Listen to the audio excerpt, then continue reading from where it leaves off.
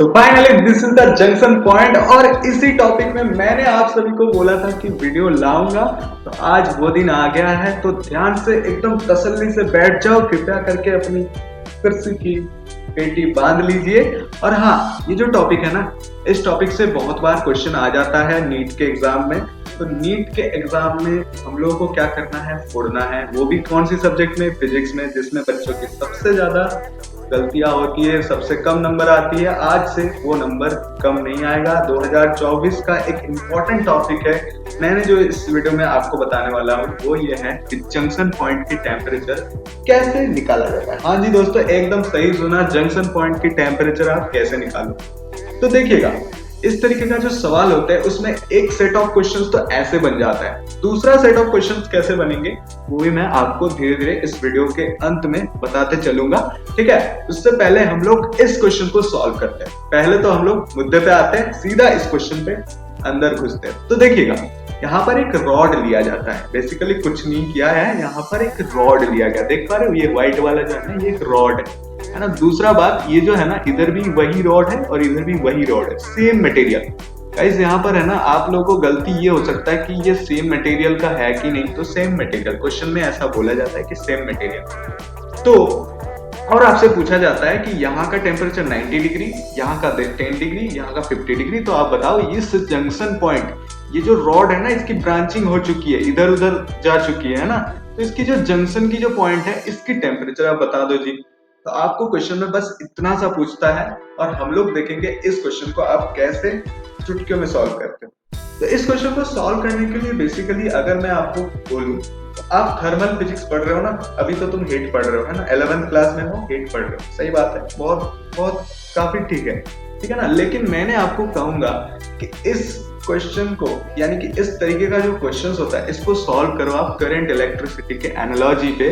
और वही एनालॉजी मैंने यहाँ पर आपके सामने लिख दी है। क्या एनालॉजी है? केसीएल। केसीएल मतलब किरचॉफ्स करंट लॉ, जो कि करंट इलेक्ट्रिसिटी का एक टॉपिक है। हालांकि इस वीडियो में मैं वो नहीं बताने वाला हूँ, उसको नहीं एक्सप्लेन करने वाला हूँ कि कौन सा किरचॉफ्स करंट लॉ जो होता है वो नहीं एक्सप्लेन करने वाला। बेसिकली मैं उसकी एनालॉजी को इस क्वेश्चन को करने के लिए अप्लाई करूंगा और तुम मानोगे नहीं भाई, तुम इस तरीके से करोगे तो तुम्हारा आंसर चुटकियों में आएगा, 2 सेकंड में आएगा, 2 से भी कम सेकंड में आएगा। आप तो बोल सकते हो, मतलब देख के ही बोल सकते हो। ठीक है, कैसे करना है अभी बताता हूँ। तो पहले आप देख लो कि केसीएल होता क्या। केसीएल में एक स्टेटमेंट दिया था, किरचॉफ नाम की एक साइंटिस्ट था, उन्होंने बोला है कि जो करंट की फ्लो है वो क्या होता है, सभी में जीरो हो जाता है। करंट की जो टोटल सम ऑफ फ्लो होती है वो अल्टीमेटली जीरो हो जाते हैं। तो हमने भी मान लिया भैया करंट की फ्लो हो रहा है, हमने तो यहाँ पर हीट का फ्लो देख रहे हैं ना। हमने किसकी फ्लो देख रहा है? हीट का फ्लो देख रहे हैं। वही हीट भैया, हीट को क्या करंट नहीं बोल सकते? बिल्कुल बोलेंगे भी, हम लोग तो हीट को करंट बोल दिए। क्या बोल दिए? हीट को करंट बोल देंगे। और एक चीज और मैं बताना चाहता हूँ, इस तरीके का जो सवाल होता है ना, इसको आप करंट से ही खेलो ताकि आपका अच्छा रहे, है ना, क्वेश्चन बहुत जल्दी बन जाता है। तो देखो, आई मतलब क्या होता है? आई मतलब होता है वोल्टेज डिफरेंस अपॉन रेजिस्टेंस, जो कि हम लोग ओहम्स लॉ में पढ़ के आए हैं। भैया यहाँ पर वोल्टेज किधर है? आप आपसे पूछोगे तो वोल्टेज किधर है भैया? वोल्टेज तो नहीं है। तो क्या है हमारे वोल्टेज के अकॉर्डिंग? यहाँ पर है टेम्परेचर। आपसे तो थर्मल में पूछ रहे हो ना, तो थर्मल में क्या होता है? टेम्परेचर होता है। तो टेम्परेचर की डिफरेंस ले लो, टेम्परेचर को वोल्टेज की तरह मानो ना। तो ये देखो 90 माइनस ऑफ T अपॉन में क्या हो जाएगा? रेजिस्टेंस। रेजिस्टेंस से आप कौन सी रेजिस्टेंस? यहाँ पर थर्मल रेजिस्टेंस है ना, ध्यान रखना, थर्मल रेजिस्टेंस प्लस ये क्या हो गया? I1 हो गया। आपको पास I1 आ गया। दूसरी बार हम लोग वही लिखेंगे, I2 लिखेंगे। I2 कैसे लिखते हैं? चलो I2 लिखते हैं 10 माइनस ऑफ T मतलब क्या? जंक्शन पॉइंट की टेम्परेचर। वही सेम रेजिस्टेंस भैया, मटेरियल सेम है तो रेजिस्टेंस कौन सी बदलने वाला है? सिंपल सी बात है, यही होने वाला है। I3 का वैल्यू देखो, अब I3 का वैल्यू लिखने वाला हूं मैं। I3 कितना होगा? 50, अरे यार मेरी पेन से एकदम गड़बड़ हो गई है, 50 माइनस T अपॉन में R, ठीक है ना। तो सबको वैल्यू अगर 0 पुट करोगे, जो कि अकॉर्डिंग टू किरचॉफ लॉ, किसके लिए? According to Kirchhoff law. Kirchhoff law से हम लोग ये बोल सकते हैं भैया, उसमें इलेक्ट्रिसिटी दे रहा था, हमने क्या क्या अलग कर लिए, क्या नया गणित लगा लिए बोलो तो? हमने तो वही थर्मल में लगा लिए, सेम प्रॉपर्टी है ना। तो जैसे हम लोग इसको सॉल्व करते हैं, अब देखोगे सारे R उधर चले जाएंगे तो 0 बन जाएगा और 3T के बराबर क्या आ जाएगा? 90 और 50, 9 5 114, 140 और 10, यानी कि क्या हो जाएगा 3t बराबर आ जाएगा 150। कितना आ जाएगा 150 आ जाएगा। और इसका मतलब t बराबर कितना आ जाएगा, t बराबर आ जाएगा आपके पास 50 डिग्री सेंटीग्रेड, है ना। कितना आ जाएगा 50 डिग्री सेंटीग्रेड। अब तुम्हारे मन में एक सवाल आ सकता है भैया, क्या सवाल सर, तब यहाँ से यहाँ पर कोई फ्लो होगा क्या? नहीं होगा। क्वेश्चन में ये भी पूछा जाता है भैया कौन सी जो रॉड है, कौन सी रॉड में आपको ये दे देगा, शायद ये ए रॉड है, ये बी रॉड है, ये सी रॉड है मान लीजिए, है ना, ये ए बी सी। आपसे क्वेश्चन में ये भी पूछ सकता है भैया कौन सी रॉड में फ्लो जीरो होगा, तो फ्लो जीरो होगा बी रॉड में, क्योंकि जंक्शन पॉइंट का जो टेम्परेचर है और जो साइड वाले टेम्परेचर बराबर हो गया। अब क्या फ्लो होगा, क्या नहीं होगा ना, because heat flows from the high temperature to low temperature, ये बात हमें पता है। तो इस तरीके से अगर आपने सॉल्व करोगे ना तो आपका आंसर चुटकियों में आएगा। मैं बताता हूँ, इसमें बच्चा परेशान हो जाता है, हीट की कंसेप्ट लगा देती है, मतलब उससे कोई मतलब नहीं बनता है ना। क्वेश्चन ही तो सॉल्व करना है भैया, और क्या, क्वेश्चन सॉल्व करना है, किसी से भी करो, हमारा काम बन जाना चाहिए। बस ये हो गया एक तरीके का सेट ऑफ क्वेश्चन। एक सेट ऑफ क्वेश्चन मैंने बता दिया। दूसरी सेट ऑफ क्वेश्चन आ जाओ, देखते हैं कैसा होगा। दूसरी सेट ऑफ क्वेश्चन कुछ इस तरीके से होता है, आपके पास एक रॉड दिया जाता है, एक रॉड ऐसे दिया जाता है, ठीक है ना, एक रॉड ऐसे दिया जाता है। यहाँ पर सेम ही रॉड है, हमने सेम ले रहे हैं, हालांकि अलग हो सकता है, अलग होगा तो क्या होगा मैं वो बता दूंगा। यहाँ पर 90 डिग्री सेंटीग्रेड सेम टेम्परेचर अभी भी ले रहे हैं, और यहाँ पर 10 डिग्री सेंटीग्रेड ले रहे हैं, है ना, 10 डिग्री सेंटीग्रेड ले रहे हैं। और आपसे पूछा जाता है, क्या पूछा जाता है मैं बता देता हूँ, इस जगह का टेम्परेचर बताओ। वो भी तो क्या हुआ, जंक्शन ही ना हुआ भैया, ये क्या है, जंक्शन ही है, दोनों रॉड की जंक्शन पॉइंट है, तो जंक्शन पॉइंट का टेम्परेचर पूछ लिया आपसे।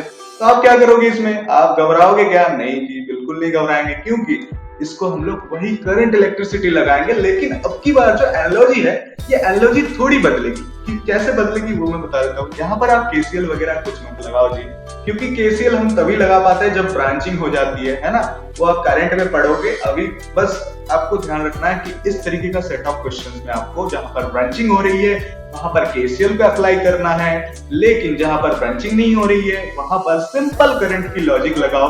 सिंपल करंट की लॉजिक कुछ इस तरीके से बनता है, ऐसे। इसको आप क्या मान लो, रेजिस्टेंस मान लो, ठीक है ना, क्या मान लो, रेजिस्टेंस मान लो। इस रॉड का रेजिस्टेंस यहाँ है, इस रॉड का रेजिस्टेंस यहाँ है, हालांकि दोनों सेम है ना। अब मैं बताता हूँ तुम्हें, आई क्या है, पूरी जो ये है सीरीज कॉम्बिनेशन है, जो कि करंट में आप पढ़ोगे। अगर एक सीरीज कॉम्बिनेशन होता है तो उसका आई मतलब जो करंट की फ्लो वो क्या हो जाता है, आई इक्वल टू कांस्टेंट हो जाता है। ये बात आपको पता चलेगा, कब पता चलेगा, जब आप लोग करंट इलेक्ट्रिसिटी पढ़ेंगे। लेकिन हमें क्या करना है, अभी सवाल सॉल्व करना है। तो सवाल कैसे सॉल्व करना है हमें देख लीजिए, ऐसे सॉल्व करनी है ना ताकि आपका आंसर बहुत जल्दी आ जाए। ऐसे ही तो काम होता है ना। तो अब देखो क्या करना है आपको, बेसिकली कुछ नहीं करना है। देखो आपको क्या करना है, 90 माइनस ऑफ टी ले लेनी है, ठीक है ना, 90 माइनस ऑफ टी। ऑब्वियसली बात है, हाई से लो की तरफ फ्लो होगा, आपको ये पता चलता है। दूसरी बात, वही आई लिख रहे हैं भैया, क्या लिख रहे हैं, आई लिख रहे हैं। आई कैसे लिखेंगे, वोल्टेज डिफरेंस अपॉन रेजिस्टेंस। यहाँ पर टेम्परेचर डिफरेंस अपॉन में रेजिस्टेंस कर रहे हैं, मतलब वही सेम एनालॉजी को यहाँ पर लगाया जा रहा है और उसी को लगा के हम लोग काम कर रहे हैं। भैया यहाँ पर रेजिस्टेंस क्या आ जाएंगे, कुछ भी आ जाए, हमारा मतलब क्या, हमारा तो आंसर से मतलब है ना। तो ये देखो इधर कितना आएगा बताओ, इधर देखो, इधर तो आपका हो जाएगा t माइनस ऑफ 10। क्यों t माइनस ऑफ 10, बिकॉज देखो भैया 90 से 10 की तरफ फ्लो कर रहा है, ऑब्वियस बात है बीच में जो टेम्परेचर होगा वो ज्यादा ही होगा 10 से, तो इसीलिए हम लोग t माइनस ऑफ 10 लगाए और यहाँ पर r लगा दिए। तो r तो दोनों मटेरियल हमने क्या ले लिया, यहाँ पर सेम मटेरियल ले लिया। आपसे क्वेश्चन में अलग मटेरियल भी पूछा जा सकता है ना। तो अलग मटेरियल के लिए कुछ नहीं करना है, r बराबर आपको पता होनी चाहिए। r बराबर जो होता है वो एक्चुअली कितना होता है, L अपॉन में K होता है थर्मल के लिए। हीट फिजिक्स में हम लोग मतलब थर्मल फिजिक्स में हम लोग यही करते हैं, जो थर्मल रेजिस्टेंस होता है वो L अपॉन में K होता है। कई बार आपको L की रेशियो दिया जाता है, K की रेशियो दिया जाता है, A की रेशियो दिया जाता है, या फिर तीनों का वैल्यू ही दिया जाता है। डायरेक्टली आपको तीनों का वैल्यू ही दे देगा, तो आपको वहां से लगा लेनी है। बस इतनी सी बात करनी है। हम तो यहाँ पर आपको बस एनालॉजी समझा रहे हैं, आंसर से मतलब नहीं है हमारा, है ना। आंसर कुछ भी आ जाएगा, बहुत जल्दी आ जाएगा। आप यहाँ पर देख सकते हो कि आर कट जाएगा, बहुत जल्दी आपका आंसर आ जाने वाला है। 50 डिग्री टेम्परेचर है ना, तो इसका आंसर 50 डिग्री आ जाएगा। तो हमारा मकसद ये नहीं है कि आंसर क्या आएगा, हमारा मकसद ये है कि कैसे हम लोग सवाल को सॉल्व कर रहे हैं। इस तरीके से अगर आपने जंक्शन पॉइंट के टेम्परेचर को सॉल्व करते हो तो आपका आंसर बहुत जल्दी आ जाता है और आप नीट में नीट में, समझो नीट में आप इतना तुरंत भाग पाओगे ना, सब जैसे इस सवाल में फटके रहते हैं ना, बच्चों की फट जाती है कैसे निकालेगा फ्रिज का टेम्परेचर। तो मैंने आपको जो तरीका बताया इसको अभी से याद करो, बहुत अच्छा तरीका होता है। मुझे लगता है बेसिकली इसी तरीके से करना चाहिए सवाल। मैंने आपको बता दिया, बस ऐसे ही मजेदार और ट्रिक आते रहेंगी। आपको क्या करना है, सिंपल सी बात है, एक सब्सक्राइब बटन है उसको दबा देना, उसके बाद में एक बेल आइकॉन मिलेगा आपको सही ढंग से, उसको आपको लात मार देनी है, ठीक है ना। लात लात तो ऐसे मत मना करो यार, अब क्या करो, एक थम्स अप दे देना है ना, ठीक है चलो।